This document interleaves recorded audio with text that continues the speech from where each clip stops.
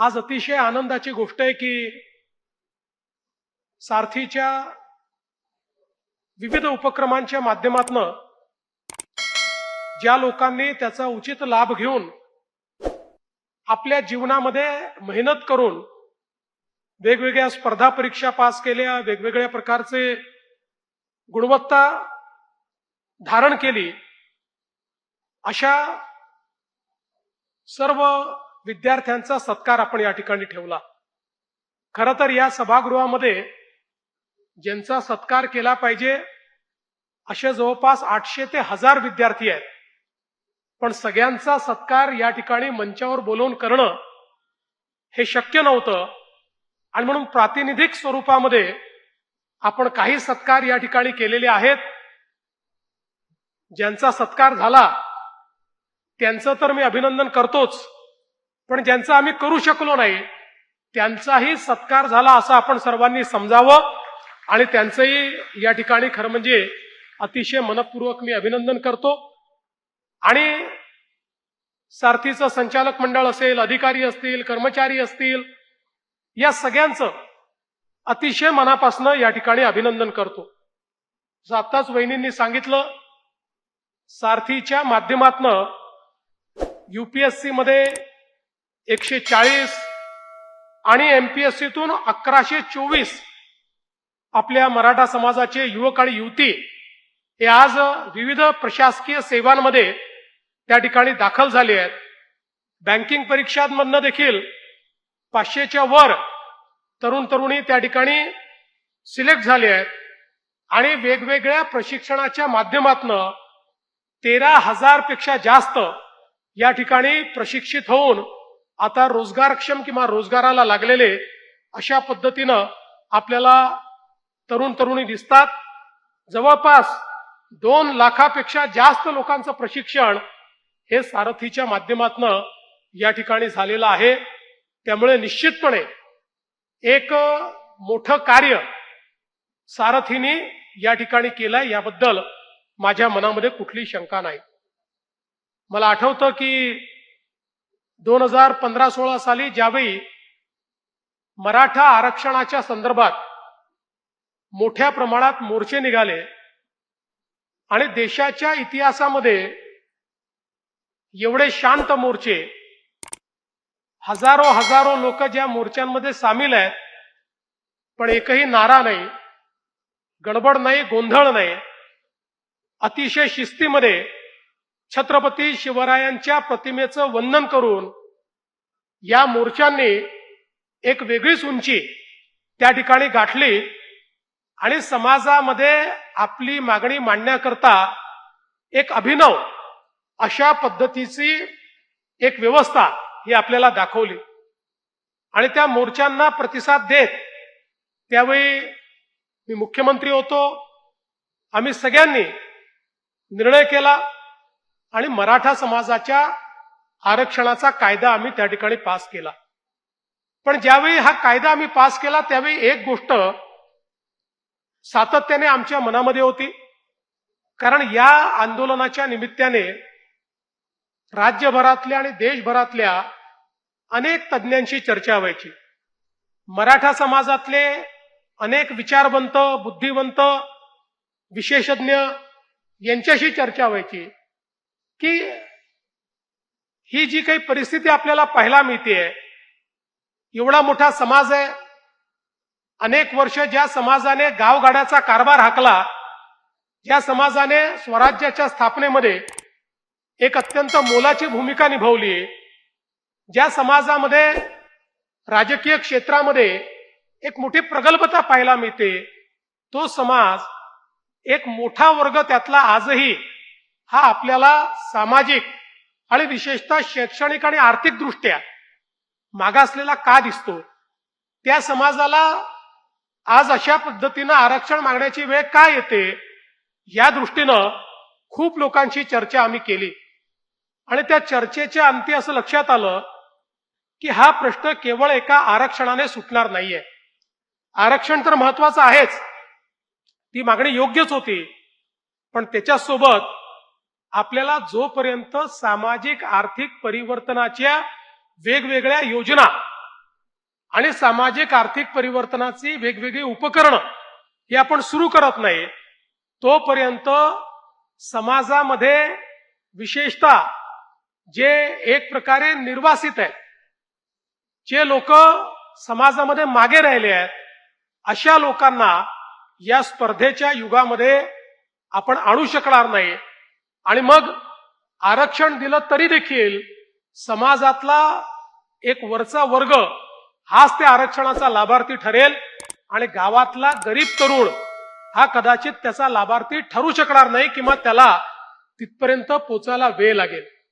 आणि म्हणून मग वेगवेगळ्या प्रकारच्या उपाययोजना आपण सुरू केल्या, ज्याच्यामध्ये शिक्षण, प्रशिक्षण आणि रोजगार या 3 गोष्टींवर भर देण्याचा निर्णय आपण केला.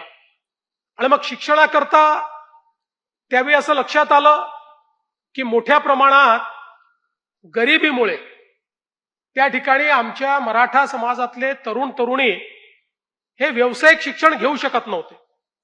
शिक्षणाच्या खासगीकरणामुळे मोठ्या प्रमाणात जे प्रायव्हेट कॉलेजेस उभे राहिले, त्या प्रायव्हेट कॉलेजेसमध्ये फी भरण्याची क्षमता ही आमच्या तरुण तरुणींची नसल्यामुळे त्या ठिकाणी कुठला तरी असा एखादा कोर्स करून टाकायचा की ज्यातनं रोजगाराची संधी नाही आणि एक डिग्री मिळवायची. डिग्री मिळवणारे बेरोजगार किंवा 12वी नंतर शिक्षण सोडणारे बेरोजगार अशी संख्या मोठ्या प्रमाणात होत होती. आणि विशेषतः ग्रामीण भागामध्ये शेती लहान झाली, घरं विभाजित झाले, परिवार मोठे झाले, त्यामुळे शेतीतनं कुटुंबाचं पालन करणं हे कुठेतरी शक्य नाही. अशा परिस्थितीमध्ये शिकायलाही पैसे नाही आणि शेतीही अपुरी, अशा दुष्टचक्रात अडकलेले अनेक विद्यार्थी होते. आणि म्हणून त्या काळामध्ये चंद्रकांत दादा आमचे मंत्री होते, आम्ही सगळ्यांनी मिळून निर्णय केला आणि मराठा समाजाच्या विद्यार्थ्यांकरता त्या काळात आपण ओबीसी प्रमाणे उच्च शिक्षणामध्ये 50% फी सवलत देण्याचा पहिला निर्णय हा आपण 2015-16 साली केला.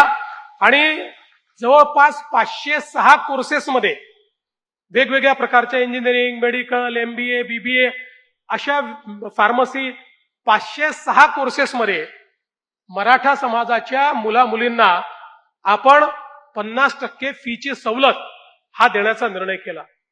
त्याचवेळी दुसरी एक गोष्ट अजून लक्षात आली की या शिक्षणामध्ये दुसरा प्रॉब्लेम काय आहे, तर ज्यांचे नातेवाईक शहरांमध्ये आहेत ते तर कसे तरी नातेवाईकांकडे राहून शिकतात, पण ज्यांचे नातेवाईक नाहीत किंवा ज्यांचे नातेवाईक आहेत पण ते सक्षम नाहीत, त्या लोकांना मात्र राहायला जागा नाही, खोली घेऊन राहता येत नाही.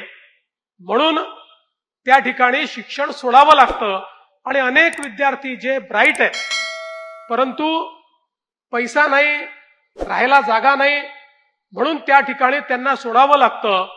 आणि मग आपण त्याही करता योजना सुरू केली. पहिल्यांदा हॉस्टेलची योजना घोषित केली. काही किरायाने हॉस्टेल्स घेऊन आपल्याला करता येतील का त्याची सुरुवात केली. पण लक्षात आलं की हॉस्टेल्स बांधायला वेळ लागेल, सगळीकडे किरायाने हॉस्टेल्स मिळत नाहीत. आणि मग आपण त्या ठिकाणी भाऊसाहेब पंजाबराव देशमुख निर्वाह भत्ता योजना सुरू केली.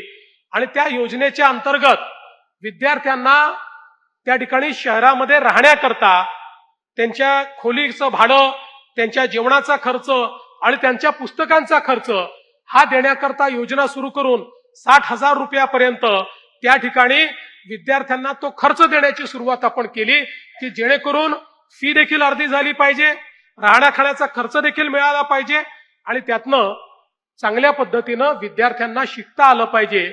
अशा प्रकारचा प्रयत्न आपण सुरू केला. दुसरीकडे रोजगाराच्या दृष्टीने अण्णासाहेब पाटील आर्थिक विकास महामंडळ जे खरं म्हणजे 95-96 साली सुरू झालं होतं आणि त्यानंतर पूर्णपणे डिफंक्ट झालं होतं, जवळपास बंद असलेलं हे महामंडळ आपण हा निर्णय केला की हे महामंडळ आपण त्या ठिकाणी पुनरुज्जीवित केलं पाहिजे. आणि ते महामंडळ पुनरुज्जीवित आपण केलं. आणि नरेंद्र पाटीलजी जे स्वर्गीय अण्णासाहेब पाटील ज्यांनी पहिल्यांदा मराठा आरक्षणाकरता बलिदान केलं, त्यांचे चिरंजीव नरेंद्र पाटलांनाच आपण त्याचं अध्यक्ष केलं. आणि मोठ्या प्रमाणात आपण त्याच्यामध्ये व्याज सवलतीची योजना आणली.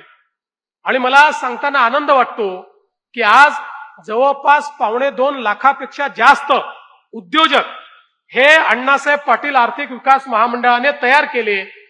कारण आपण त्याच्यामध्ये हे सांगितलं, यापूर्वीचा अनुभव असा होता की आपण महामंडळ तयार करायचो, त्याच्यामध्ये मुलं कर्ज घ्यायचे, दुर्दैवाने ज्या गोष्टीकरता कर्ज घेतलाय त्याच्यावर वापरायचे नाहीत आणि मग ते परतही करायचे नाहीत, कारण कुठेतरी वेगळीकडे ते खर्च केलं असायचं. एक औपचारिकता अशा पद्धतीची महामंडळ होती. आम्ही विचारपूर्वक सांगितलं की महामंडळाला कर्ज देण्याचा अधिकार तर देऊ, पण ते कर्ज बँकेतनं घेऊ. म्हणजे मग बँकेमध्ये जर कर्ज मागायचं असेल तर त्या ठिकाणी प्रोजेक्ट रिपोर्ट तयार करावा लागतो, त्याकरता सर्वे करावा लागतो, त्याकरता तुमच्याकडे व्यवस्था आहे की नाही ती दाखवावी लागते.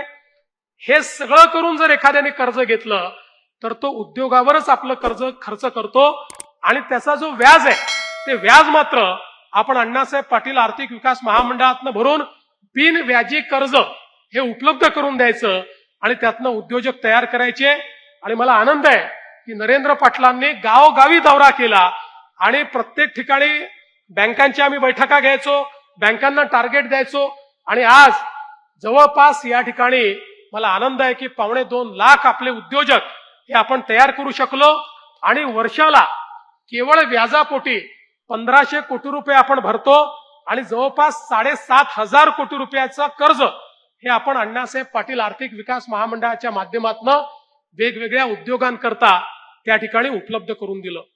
हे सगळं करत असताना एक गोष्ट अजून आमच्या लक्षात आली की आपल्याला जर या ठिकाणी शिक्षणामध्ये, स्पर्धा परीक्षांमध्ये, प्रशिक्षणामध्ये, कौशल्य प्रशिक्षणामध्ये जर मराठा समाजाचा टक्का वाढवायचा असेल तर त्याकरता आपण ज्यावेळेस बार्टीची सुरुवात ही आपल्या अनुसूचित जातीकरता केली आणि त्यावेळेस लक्षात आलं की मॉडेल चांगलं आहे, या मॉडेलचा उपयोग आपण केला तर आपल्या समाजाकरता एक वन स्टॉप शॉप असला पाहिजे की कुठे जायचं.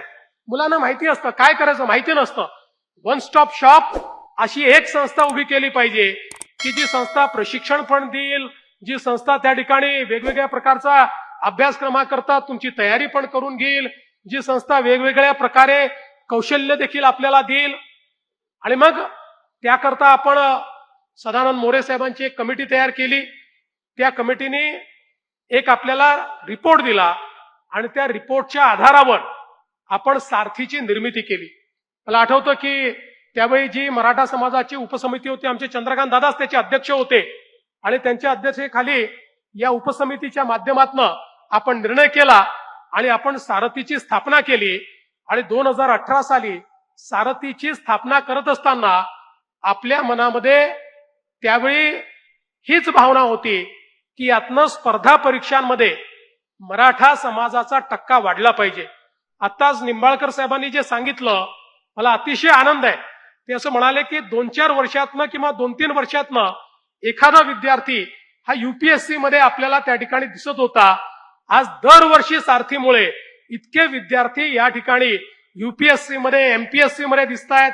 मुलं पीएचडी करतायत, वेगवेगळ्या प्रकारचं प्रशिक्षण हे त्या ठिकाणी प्राप्त करतायत. मी खरं म्हणजे निंबाळकर साहेब आणि त्यांच्या टीमचं मनापासून अभिनंदन करेन की त्यांनी वेगवेगळ्या प्रकारचे उपक्रम हे सारथीच्या माध्यमातून सुरू केले आणि आज केवळ स्पर्धा परीक्षांपुरतं मर्यादित नाही, स्पर्धा परीक्षा तर महत्वाच्या आहेतच. आज युपीएससी मध्ये, एमपीएससी मध्ये, बँकिंग एक्झाम मध्ये आपली मुलं अत्यंत उत्तम त्या ठिकाणी पास होत आहेत, वेगवेगळ्या पदांवर चालली आहेत. ही तर आनंदाची गोष्टच आहे.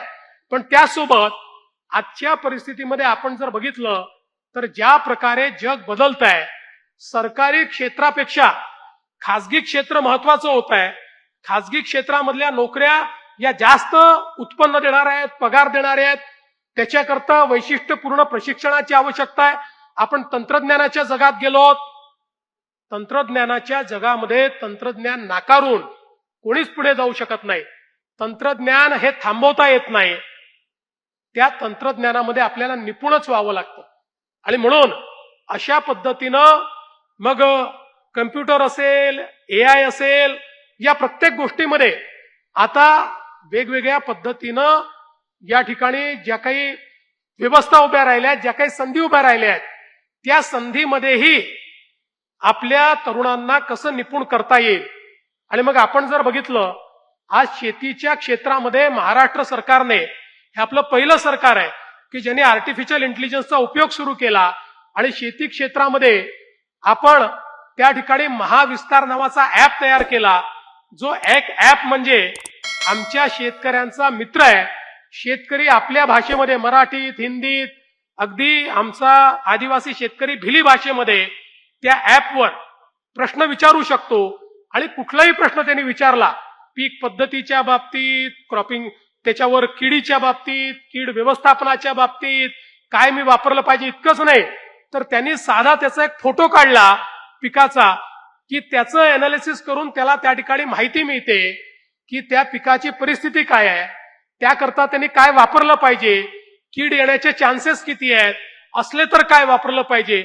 अशा पद्धतीनं शेतीमध्ये आज आर्टिफिशियल इंटेलिजन्सचा उपयोग आपण सुरू केला. मला सांगताना आनंद वाटतो की जवळपास 50 लाख शेतकरी आता या महाविस्तार ऍपवर ऑनबोर्ड झाले. पण आज आवश्यकता आहे शेती क्षेत्रामध्ये मेकनायझेशन करण्याची, प्रशिक्षण देण्याची. आणि आमच्या सारथी संस्थेने सगळ्यात महत्वाचं काम काही चालू केलं असेल, पुढच्या काळामध्ये शेतीचं क्षेत्र हे ड्रोनच्या माध्यमातून पूर्णपणे बदलणार आहे.